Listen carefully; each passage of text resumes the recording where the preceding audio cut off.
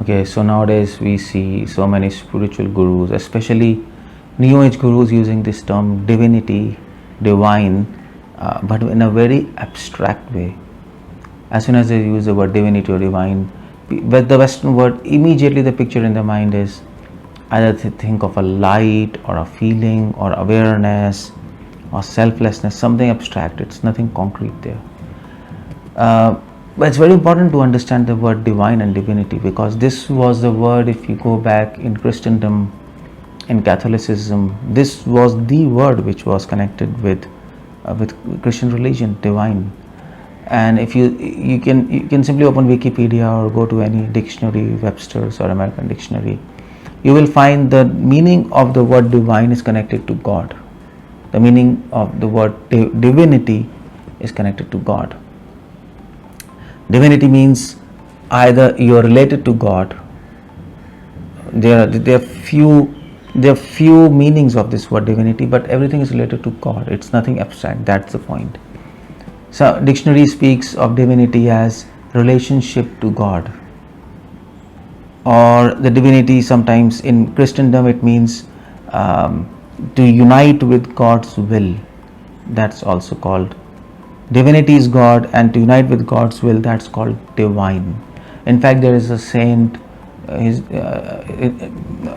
think it's an Italian saint, and his name was Saint Alphonsus, and he wrote a book, the Uniformity of Will. It's a beautiful book, small book, and there he uses the word divine in this sense that when our will, when the devotee's will becomes united with the God's will. So this is called as divinity. If God is divinity, the devotee or the saint becomes divine when he wills what God's will. Now there is yet another meaning of divinity, which is divinity means to become like God. Devotees and saints who meditate on God, who become connected to Him, they become like Him. In fact, the same theme exists in our Vedas. In fact, in Bhagavad Gita, Krishna says, Putamad bhavam agataha. Krishna says, my devotees become pure and they attain to my nature. So what does that mean?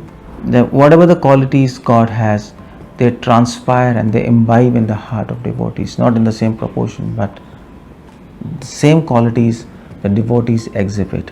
And that is why if God is divinity, the devotees become divine because they connect to that divinity. Now this is this is the meaning of the word divinity in the Western world.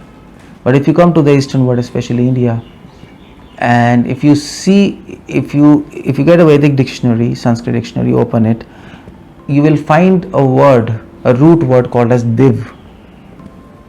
And if you ask any linguists, that the word, from this word div, the Latin word divinity has come.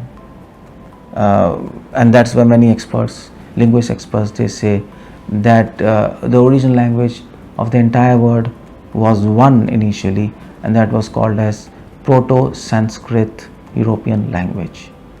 So all languages ultimately come from this Proto-Sanskrit European language, and the root is the same. From the word div, in the Latin word there is a root div from which divinity has come. Similarly in Sanskrit the word root div is there, and the word divya has come. The word divya is found all over in Vedic literatures, in Bhagavad Gita, in spiritual circles. If you come to India, everybody will understand what's the meaning of divya. Now the word divya means that God is beyond the laws of material nature. In fact, here is a verse I would like to read from Srimad Bhagavatam. This is 1st Canto, 11th chapter, 38th verse. And this verse defines what is divinity. I am reading the translation.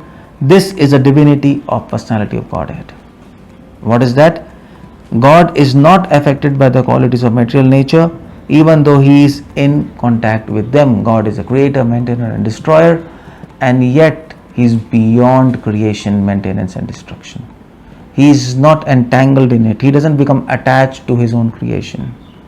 He is not entangled in the laws of karma. And similarly, the devotees who have taken shelter of the Lord do not become influenced by material qualities. Similarly, the devotees, because they are connected to divinity, they become divine. Classical example is given in Upanishads of a spider. The spider weaves its web, and in that web everything gets stuck except the spider. Similarly, God creates, He sometimes incarnates and behaves like human beings, but He is completely detached from everything and is not entangled in the laws of karma. So that is called as that is called as divinity. And also there are yet another meanings of the word divinity in Vedic tradition, but that will be too deep to discuss here. I'll just hint at it. A famous Acharya Vallabhacharya, who is in Vaishnava Sampradaya, he brings this point: divinity means when you call God as divine, or when you call God as divinity, that means that God has all contradictory qualities, which is beyond our logic and rationality. That's also called as divinity. We cannot, something divine or divinity cannot be encapsulated in rationality, logic, time and space. It is beyond all these things. That is also the definition of divinity. And that's why it is said God is all merciful on one hand. On the other hand, He is the strict judge of all actions. So it's mercy and strictness combined together, contradictory qualities. It is said God is truthful. It's absolute truth. But at the same time, it is said that God is most cunning. At least in Vedic scriptures, it is said He is very wise. He is plain, truthful. At the same time, He is very tricky, grave, and sometimes spiritually cunning. So God has all contradictory qualities, which is very difficult to define by rationality. That is why this is another yet meaning of divinity. So conclusion is divinity is connected to God in one way or the other. If we can simply understand this word in its true spirit and not get confused by all these new spiritual gurus, then we can come to right conclusion and we can connect ourselves to God and perfect our life.